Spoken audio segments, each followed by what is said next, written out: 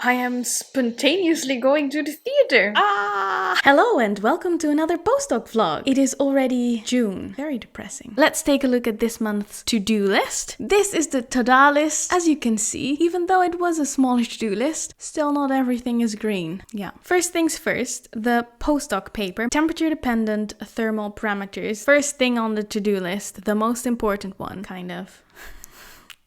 Made a lot of progress, lots of green things, but I didn't submit the article yet. I kind of hoped we would be able to get there. We didn't in the end, admittedly. Maybe I was slow at doing some things, probably. We did get very far though. So in the paper that I'm writing for my postdoc, we've arrived at the author order moment. Who's going to be second? Who's going to be third? One of my co-authors brought it up and he said he didn't care. Then I asked my other co-author, he also didn't care. Basically, they're pointing toward each other. Please do whatever the other wants. This is a great situation to be in. And then one of them suggested, why don't you just flip a coin? And I love the randomness of this suggestion because it shows how little it matters what the author order is, apart from being the first author, which is me. So that's the most important thing. Head means first Cedric, then Tim. Coin means first Tim, then Cedric. I guess here we go. How do you flip a coin?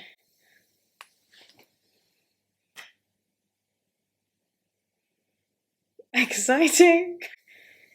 It is head. And head means first Cedric, then Tim. Excellent. That's the author order. Back to work. Hopefully next week we will submit it and then I'll have another paper submitted and that will be great because I have almost no first author papers and I really need to get some because publish or perish, kind of perishing. Another first author paper that I actually have submitted and is currently in review is the Geonamics 101 paper here in yellow, and that paper has been in review for the longest time. I think we submitted it in February. If you look back at the vlogs, you'll see. I think must have mentioned it, right? If I was a good vlogger, I guess that means I probably didn't mention it. Anyway, we got one review back, really big professor in Geonamics, and it was a positive review. He had very good comments, very detailed comments, so absolutely stoked about that. But we're still missing the second review because you need 2 reviews in order for it to be properly peer reviewed. Yeah, so we're still waiting for that. I hope that it comes in June, maybe, and then we can work on it and finish it, and I'll have another first author paper, and it'll be great. It would just be great to finish any project at this point, really. In other delightful news, I have a master's student now. He started in early May, and he is doing this very ambitious project, honestly, where he is going to combine seismic data interpretation with modeling. It's been a bit of a learning curve because I don't know anyone in the project. Since they all come from seismic data interpretation, I just don't know them as colleagues. I've never met them in real life. I mean, there's a lot of colleagues I haven't met in real life due to the pandemic, but you know what I mean. I am there as the modeling expert, which I guess in this group I am. Since they don't know modeling, they have a very idyllic view of modeling and that it can do everything. The reverse is true for me because I don't know seismic data interpretation and I'm like, oh, this is great. We should focus more on this. The other supervisors have a lot of opinions on what we should model and what would be cool. And I agree that it is cool. And I agree that it is possible to model those things that they want to model.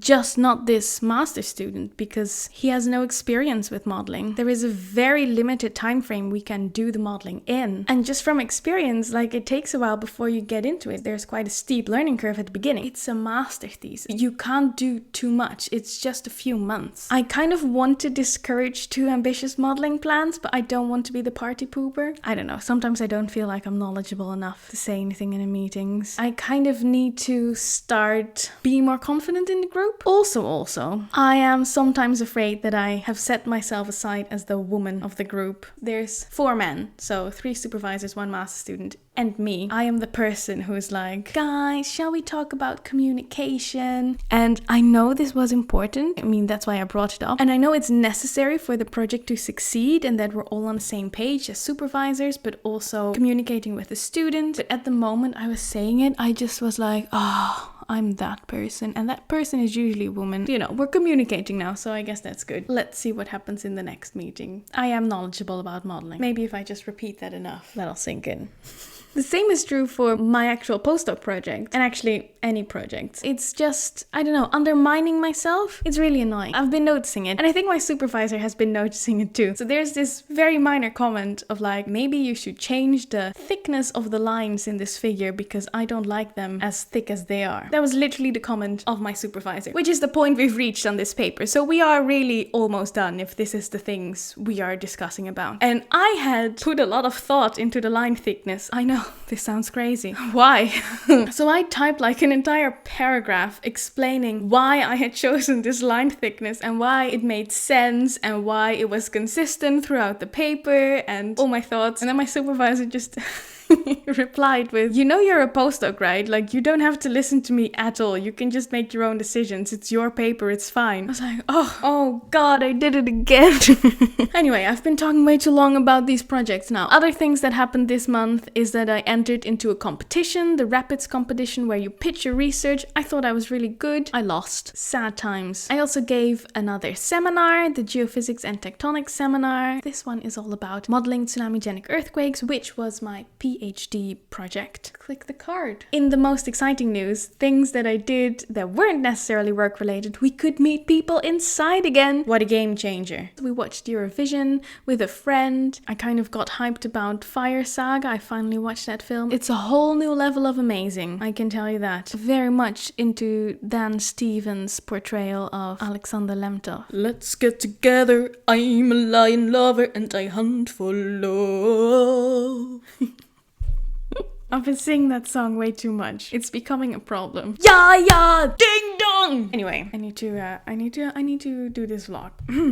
In other news, I really like comedy and stand-up comedy. This week, something extraordinary happened. I got a text in the afternoon. Do you want to go? And I was like, yes. And then I went in the evening. The stand-up comedy show by Daniel Sloss. I'd never heard of him. And it was great because it was the first time in such a long time since I'd been to the theater. The last time I went was in October, when things were very briefly opening up in the UK and then immediately shut down again. Let's see if that happens this time. It was an actual theater, it was a stand-up comedy routine, and it was glorious. I was in my own little bubble, so I had one chair, and then in a 2-meter radius, there was no one around me. He was great. It was a very explicit, harsh kind of humor. It was kind of out there, but I enjoyed it very much. I noticed that this guy has 2 specials on Netflix, which I haven't seen yet, so that is going to be something that I want to do in the next few weeks, months, years. Talking about comedy specials on Netflix, me and a friend watched Make Happy by Bo Burnham, and I'd watched it before. I have loved Bo Burnham for a long time now, but it had been a really long time since I'd seen the entire show, Make Happy,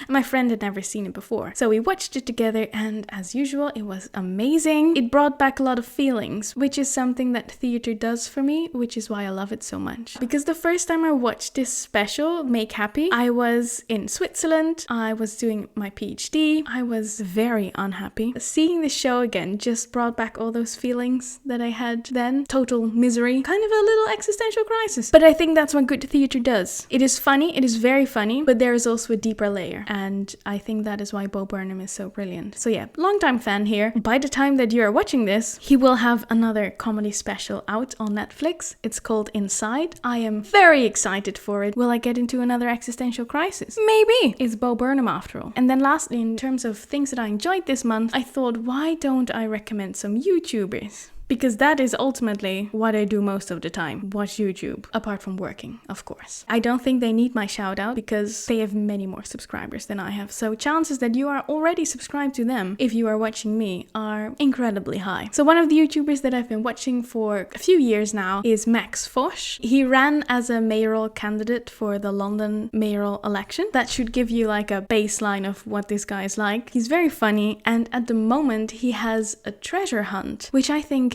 is absolutely brilliant. I love setting riddles, setting puzzles, and this is what Max has been doing for the past 3 weeks now. Every week there is a clue video. All those clues relate to the location of a briefcase containing £10,000 somewhere on the mainland UK. And again, I think this is brilliant, and I think you should check out his channel because it's very funny, it's very clever, and I like that combination. And he has an English accent. What more do you want? And then lastly, someone that I've been watching religiously over the past year. Basically my pandemic source of fun. The RoomieOfficial channel, which is this guy called Joel. He knows a lot about music. I don't really know anything about music, nor do I really listen to music. In order for me to like music, I need to have like an emotional connection with it. I know that sounds weird, but that's why I enjoy musicals, because that emotional connection is obviously inherent to the music. If I don't have a memory associated with music, I mean, I won't know it. I'm not listening to the radio or anything. Again, I'm not following any artist. I'm not seeking it out. But this guy is providing that memory aspect to it because I can associate it with a video. Maybe you've just figured out that my brain works really strangely. So he does a lot of music reviews and reactions and commentary, but he also makes music himself. He actually knows what he's talking about, like he's studied music production, and I appreciate that. I think that's it for the Postdoc vlog this month. I will see you next month. Bye!